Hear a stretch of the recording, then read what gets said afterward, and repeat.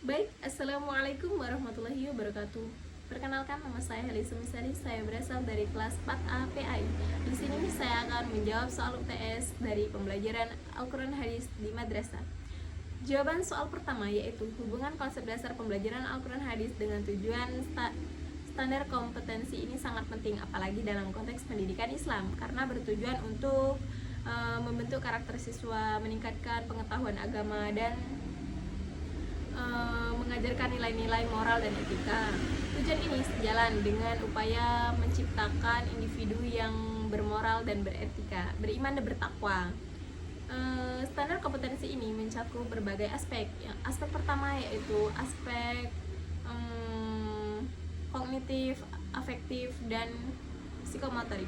Nah, kemampuan ini bisa membuat siswa bisa membaca, memahami, dan mengaplikasikan nilai-nilai Al-Quran Hadis di kehidupan sehari-hari. Konsep dasar pembelajaran Al-Quran Hadis ini berintegrasi dengan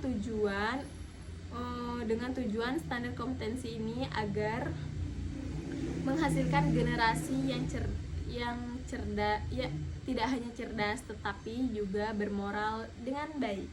Jawaban soal kedua yaitu silabus adalah dokumen merinci isi dan struktur pembelajaran dalam satu mata pelajaran. Tujuan pembelajaran adalah hasil yang ingin dicapai dalam suatu proses pembelajaran. Acuan tujuan pembelajaran adalah proses yang melibatkan pengetahuan dan penggunaan standar kompetensi inti dan acuan pembelajaran. Kurikulum adalah rencana keseluruhan pendidikan yang mencakup visi, misi, isi, tujuan, dan evaluasi pendidikan dalam suatu lembaga. Hubungannya adalah menyelaraskan silabus dengan tema dan metode yang dipilih dalam acuan tujuan pembelajaran untuk menghasilkan aspek pendidikan yang memiliki tujuan yang sama. Soal nomor 3 yaitu model. Model adalah suatu rencana atau proses yang dilaksanakan untuk digunakan dalam merencanakan dan melaksanakan suatu proses pembelajaran.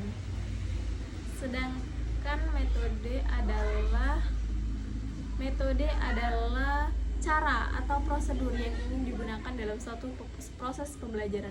Hubungannya adalah model sebagai acuan metode. Model bisa digunakan sebagai digunakan sebagai acuan untuk memilih metode yang tepat. Soal nomor 4 yaitu sumber dan media. Perbedaan sumber dan media. Sumber adalah asal dan tempat. Asal atau tempat di mana suatu proses itu didapat, ya, bahan data itu diperoleh, bisa berupa orang, buku, majalah, buku, artikel, dan situs web. Sedangkan media adalah alat atau sarana yang digunakan untuk menyampaikan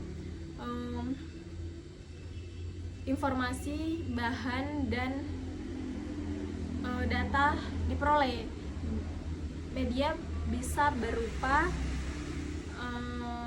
koran, majalah, televisi, radio. Hubungan antara keduanya adalah saling melengkapi. Jika sumber itu suatu informasi diperoleh dari mana, sedangkan media ini adalah alat yang menyampaikan atau sarana yang menyampaikan informasi tersebut diperoleh dari siapa gitu. Soal nomor 5 yaitu adalah penilaian dan evaluasi. Penilaian adalah proses pengumpulan atau kinerja seseorang. Itu hasil kinerja seseorang itu sudah batas mana begitu. Sedangkan evaluasi adalah proses kualitas seseorang itu bekerjanya sudah sampai mana. Jadi hubungan kedua ini adalah penilaian adalah bagian dari evaluasi, dikarenakan adalah untuk menggunakan suatu penilaian tersebut bisa berhasil begitu, biar lebih lengkap dengan adanya penilaian dan evaluasi.